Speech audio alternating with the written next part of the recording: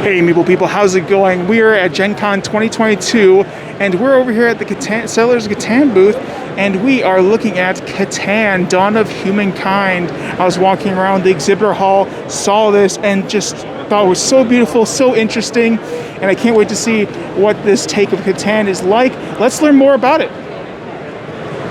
Hi, so Dawn of Humankind is our new release, or one of our new releases at this Gen Con. This is a version of Catan. It's a standalone game based in the Paleolithic era. So this is when mankind was moving out of Africa and spreading across the world. It follows the basic Catan formula in that you're going to be rolling your dice, you're going to be producing resources in Africa, that's where everybody starts, and then you're going to be trading resources and using them to perform various actions. In this game, those actions are really going to be focused on exploration across the map. So the first action is going to be moving your explorer. So you can spend your resources to move your explorer around the map. Then you can, so I'm going to grab these, convert your explorers into camps. So when you do that, you'll actually remove your explorer from the map.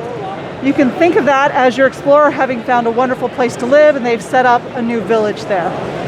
For that, you'll actually get 1 victory point. And you can see that each campsite is represented by a food source that was local to that region.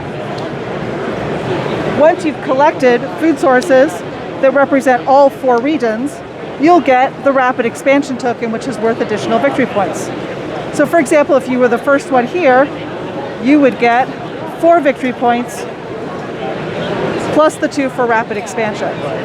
Now that doesn't cut everybody else out because the second and third and fourth people who come along will still get 1 victory point for building in every continent.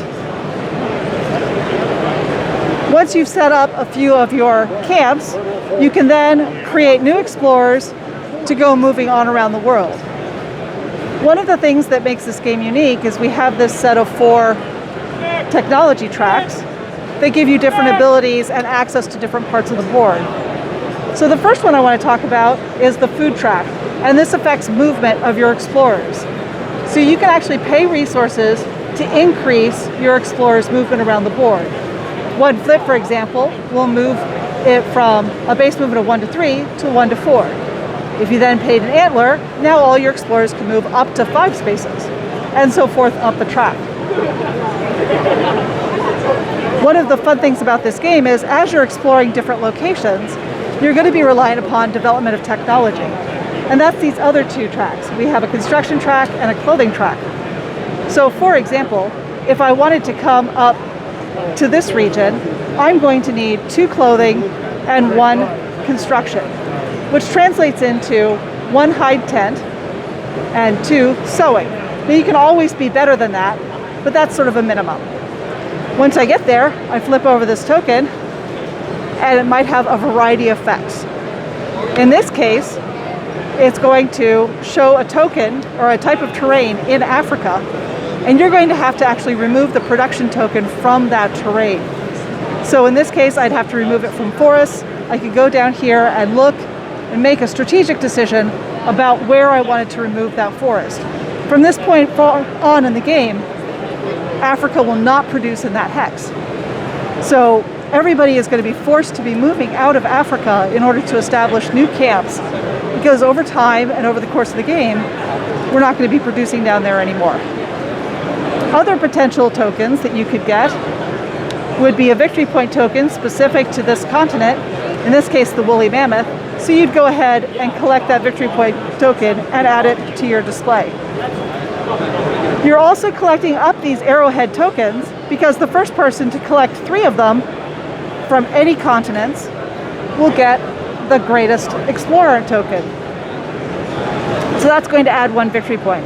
We've tried to make this one really an intuitive game by coordinating shapes as well as other icons on the board so that you don't have to remember specific terminology or names. Again, the greatest explorer functions kind of like the largest army in base Catan. The first person to have 3 tokens of this shape will get the greatest explorer, But to keep it, they're going to have to keep having the most of these tokens because it can be taken away. Finally, you have a token that allows you to move the robber. We haven't talked about the robber very much yet. We have two robbers in this game. The first one is a Neanderthal, and the second one is a Smilodon. Now these robbers are very territorial. They're only going to move around in specific places. The Smilodon, for example, can be found in Australia, South America, Central and North America. So it's going to move around those continents. The Neanderthal will move around Europe and Asia. So when you reveal one of these tokens, you'll have the opportunity to move one or the other of them. They never go back to Africa because we want people to always have a minimum level of resource production at the beginning of the game. So finally, because we don't have development cards in this game, you might be asking, how does the robber move otherwise? Well, if you're familiar with base CATAN, the robber will move on a 7. You get to move one or the other of them. But we also have our final technology track, where you can actually pay resources to go ahead and move the robber for every step of the technology track. The first person to reach the end of any one technology track will also get a victory point token. And the first person to 10 victory points wins the game. Awesome. Well, again, thank you for your time. I really appreciate the explanation, and this is a very well thought out and very nice addition to the Catan line, and I'm really glad I stopped at this booth and learned more about it. Again, thank you for your time. We're going to keep walking around Gen Con looking at all the amazing games that are here, and we'll see y'all later. Bye! Doodles!